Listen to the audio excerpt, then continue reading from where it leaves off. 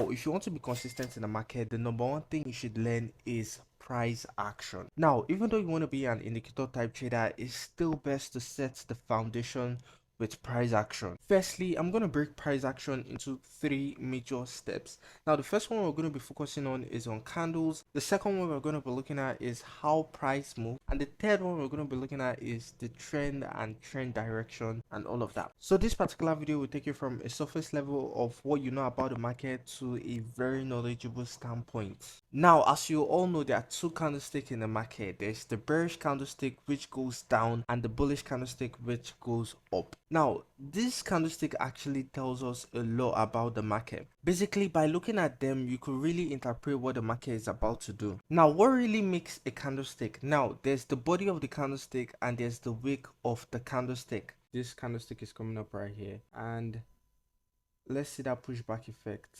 and we could see the wick. So this is how the wick is being formed. Now, this thing that just happened tells us a lot about the market. Now, let me give you guys pure examples of how this works. Now, the type of candlestick we're going to be focusing on is candlesticks that look like this. Now, this is a clear representation of what I'm talking about, but let's look outside of this mariposa, and this particular candlestick. Let's look outside of that. Our focus right now is on this type of candlesticks that looks like this, from the doji to the spinning top. But I like to call all of these candlestick dojis.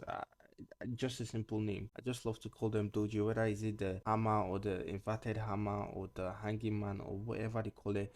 I just love to keep it simple and call it doji. Now, in this case, where the pressure of the wicks come from actually determines the direction of the market. Let's look at this one that we call the hanging man. Now, we can see that there's a lot of wicks down there. You know, there's a lot of wicks at this point right here, and the body of the candlestick is at this point right here. Now, what is this trying to signify? It's trying to signify that the market has tried coming down multiple times, but it can't. So that means there's actually a support right there in the market. So what will likely happen? The market will go up. Now let's look at this one right here, the shooting star. Now the shooting star is having a lot of the wicks at the top part and the body of the candlestick at the down part. Now what is this trying to represent? That the market has been trying to go up, but there's actually a resistance at that point in the market that is bringing the market to come down. So what will we expect at that point of the market? For the market to come down, either in a short-term scenario or in a long-term scenario. So let's look at this other one again, the hammer. This still states the same thing, but this one right here has more pressure than this one right here.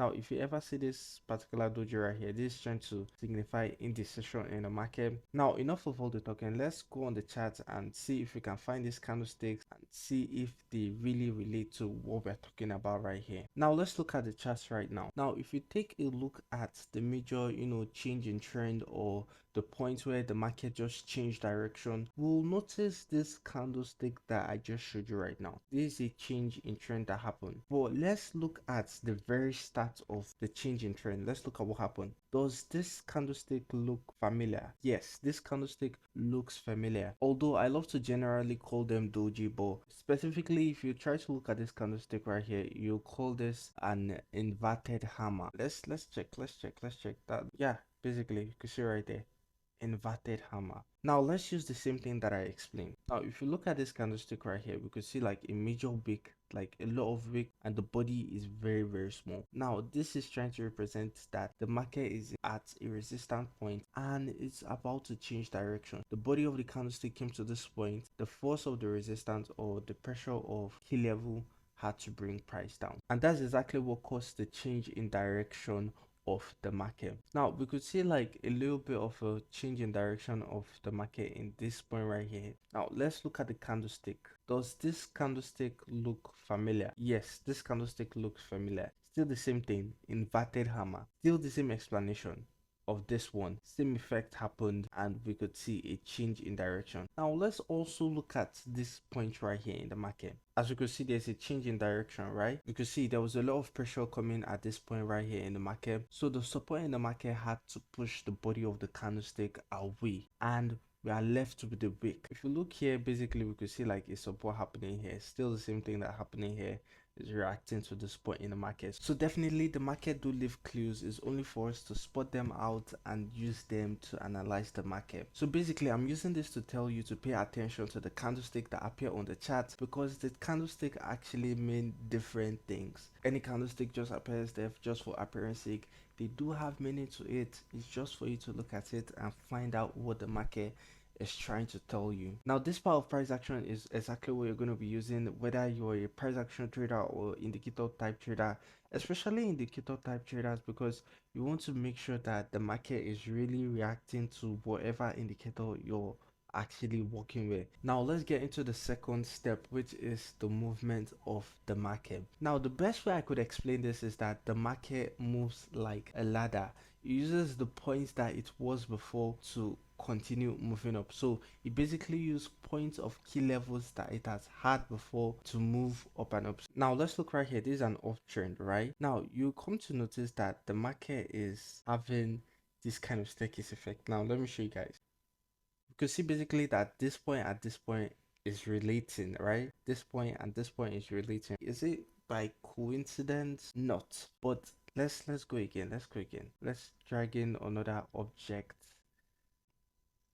Now, there's this staircase effect that happened in the market that price actually goes back to the point where it once rejected off. Now, basically, from this example that we use right here, we could see this is a point that price rejected off, and when price came to retrace back, we could see that is this same exact point that price came to touch. So this simply means that a resistance can basically turn into a support in the market, and a support can obviously become a resistance in the market. Now I'm going to be giving you guys one secret that you can use in the market before you start trading at any point in the market.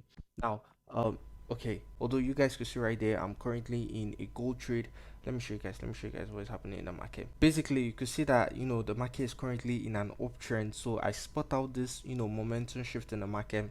I went ahead and placed my buy in the market, and I still use the moving averages, which I'm still going to be explaining in this video, so don't worry, we're going to get all into that. But before that, let me show you guys what you need to know in the market. Now, one of the most effective things that you can do in the market is to go on the higher time frame. Now, it depends on the time frame you're looking at. So if you're looking at the 5 minute, you should definitely look at a higher time frame within the 1 hour or the 4 hour time frame. You want to get a full dimension of the market. And if you're on something like the 1 hour, which I'm going to be using right here, you want to look at the daily time frame or the 1 week time frame. Now, let me show you guys exactly what you're going to be doing right here. So you can see right here, this is the 1 hour time frame. Now, what I want you to do is that you need to go to the higher time frame. The time frame I'm going to go into right now is the daily time frame. Now, basically, at this point in the market, you want to mark all the points of market reversals. So what you want to do right here is that you want to go and mark all the points that price started reversing in. We're going to get into this point of market reversal. Go again,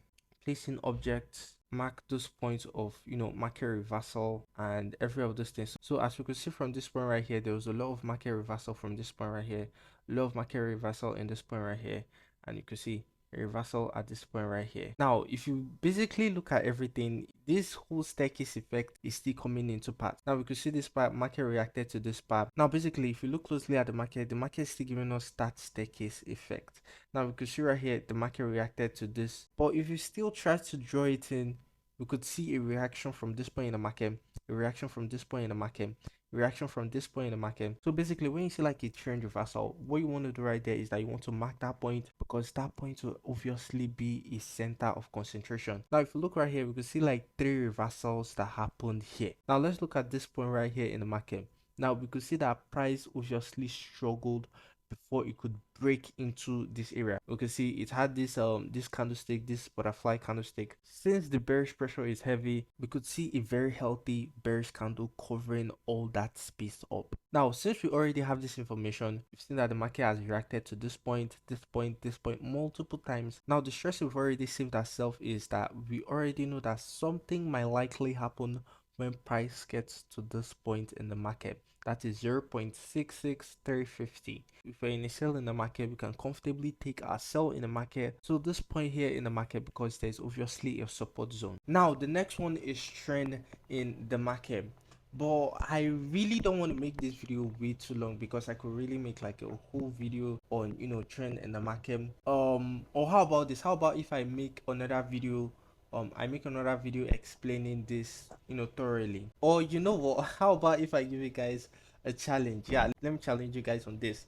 Now if you get this video, if you get this particular video to 100 likes, I'm gonna be dropping the next part of this video. So yeah, let me see what you guys are capable of. So if you get this video to 100 likes, I'm gonna be dropping that part of the video. Yeah, with that being said, if you guys like this video, you know what to do. And if you're not a part of the family, make sure you hit the red subscribe button. As always, I love you guys, and I'll see you guys in the next one. Peace out.